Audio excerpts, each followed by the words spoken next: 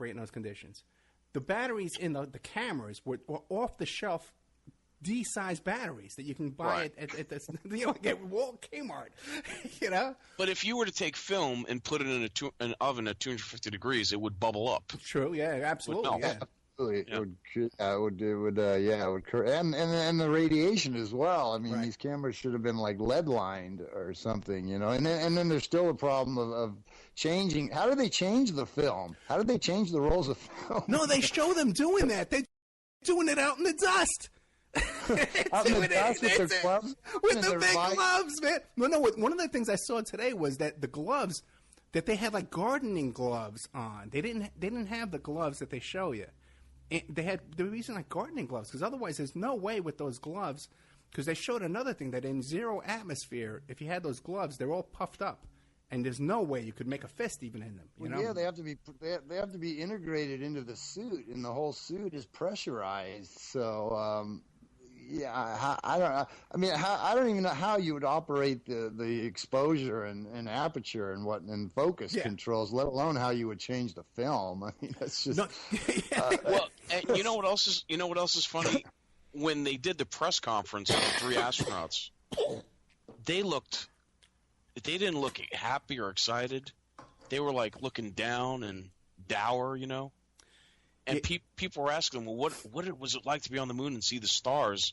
And the one, I can't remember, Neil Armstrong, there was three. The one guy looks at it and goes, well, I didn't really see any stars. Yeah, I don't really recall, notice. Yeah. I do not recall.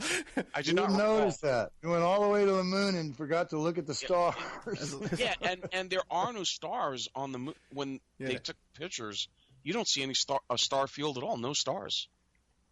And they go, oh, that's because you need an atmosphere.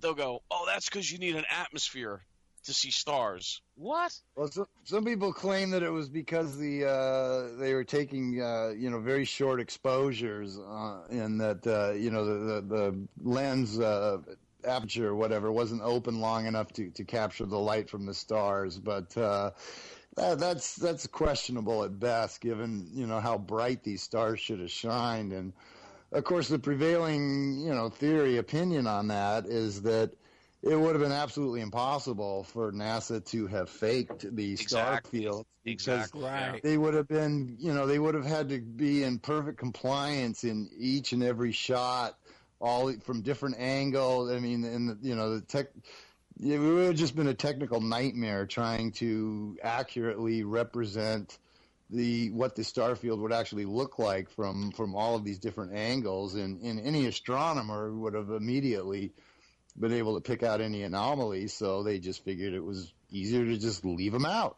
and so you will not find any star fields in any of the pics at all. Because just imagine when you go camping, out in the desert or Mount Charleston, and you look up at the stars, especially if you're from New York. I was a kid from New York. The first time I went to Arizona and I saw the stars, it's mind blowing. Just imagine that from the moon. But they didn't bring a telescope. They didn't bring binoculars, nothing. No, they got the Tang. They're working on the Tang.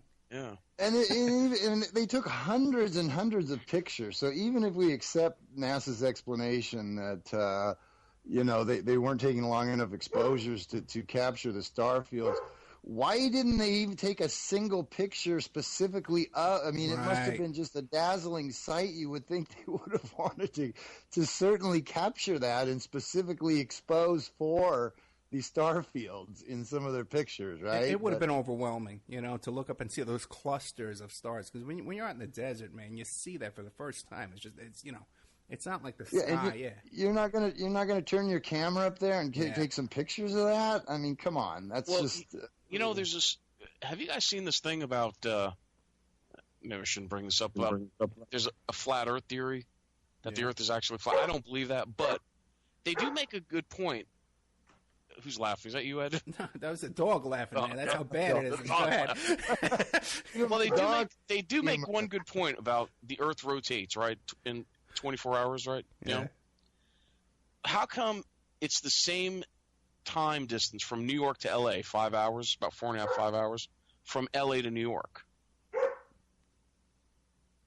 If the Earth is rotating, right? If you took off from New York to L.A., then LA is coming at you, right?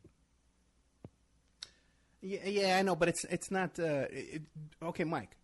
Yeah. You're correct. And if you went into lower Earth orbit, that would make a difference. But just plus there's a tailwind too. There's a tailwind and there's a headwind. So. Oh, okay. Yeah, that the Earth's in that altitude wouldn't matter. It's insignificant. So if you went up high enough, if you just launched yourself like straight up, could you just like hover for a certain amount of time and then come down? That's the point. The guy. Okay. I mean, you would, right? Well, listen. The guy makes the point that remember the guy about a year ago went up 80,000 feet in that weather balloon and jumped down. Okay, it took him about 3.5 hours to go up to 80,000 feet, and he jumped down. Well, in 3.5 hours, he should have landed in the Pacific Ocean, but he landed right where he took off in New Mexico. Oh, really? Yeah, he went straight up. It took 3.5 hours for him to go up, and then he jumps out. It takes some time to free fall down, and he landed right roughly where he took off. Okay, let me tell you something. But you would think that if the Earth is spinning in that 3.5 hours, he should have landed somewhere in the Pacific Ocean. But doesn't the Earth's atmosphere travel with it? How? Or... If the wind blows, I don't know. I'm which way. Yeah, Dave, how? You want to know what, man? One time, and this is stuck in my head forever. Okay, I saw John Travolta when he was a kid, and he was talking about how he was taking flying lessons. This is way back. Welcome Back, Kotter, Boy in the Bubble time. Okay, when he was really young. And he was talking about taking flying lessons, and he would love to fly. And he was talking about how we should be able to fly aircraft into lower Earth orbit, and the rotation of the Earth would make us get to the other end of the country, the other end of the world, in a couple hours. We could fly to Australia in a couple hours. I think it was on Johnny Carson. And Johnny Carson said to him, well, John, if you know this, don't these people, they know this? Like, I think he might even have said NASA. He says, don't they know this? And Travolta says, yeah, they should. And I've been looking for that video on YouTube. I could never find it. It was a fascinating explanation of how we should be able to fly into lower Earth orbit, and as the Earth rotates, wind up in Australia like in an hour. Yeah. I hadn't heard that before, but if Vinnie Barbarino said it, then. Well, you know what? The guy has a 747 in his driveway. Yeah, he flies all the time. Yeah. Harrison Ford. Did you hear that Harrison Ford just crashed his plane yesterday here on a golf course by Santa Monica or something? And did you notice how they said he was flying solo, Han Solo? And he apparently walked away virtually unharmed, which was pretty amazing. Yeah, he's okay. He's in okay. 70 years old. They said he's been flying for 20 years, so he learned how to fly when he was in the 50s. There's still hope for us, Dave. I guess so. Yeah. Well, I just took up guitar 4 months ago. It's my midlife crisis, so we'll see how that goes.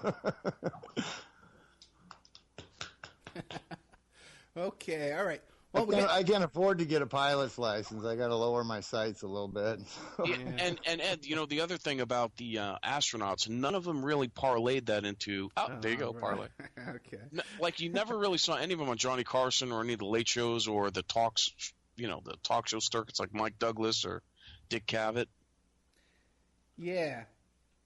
I was too young to really. There was a lot of talk shows back in those days, though, that I'd forgotten about. Yeah, Mike Douglas. Dinah Shore had a big one during the day. She was kind of the Oprah Winfrey of her time. Yeah, that's what I'm saying. They never really promoted themselves or wrote books. No, they wrote some books. And they all seem to be living very well. Because that guy that goes around interviewing them, he kind of ambushes them, says, "Hey, put your hand on the Bible." That guy, yeah. Wow. Yeah. Yeah, they got punched in the nose, yeah. Oh. Well, he was being a jerk to him. I mean...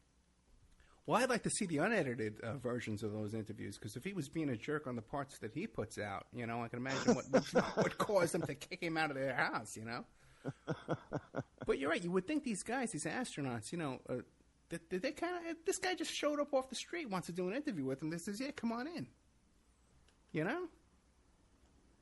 Well, he ambushes them at like resorts where they're No, giving one of these talks. guys invited him into his home. The one that they allege works for the CIA, and his son said, "Hey, maybe we should get the CIA to come out here and wax him." Did you guys see that? No, what did he say? Would you say the CIA to what?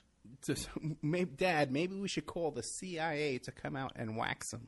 Whoa. I missed that one. Holy cow. Dave, what do you think when you see these press conferences? Do you think that they were like brainwashed or hypnotized, or you think they're just in on it?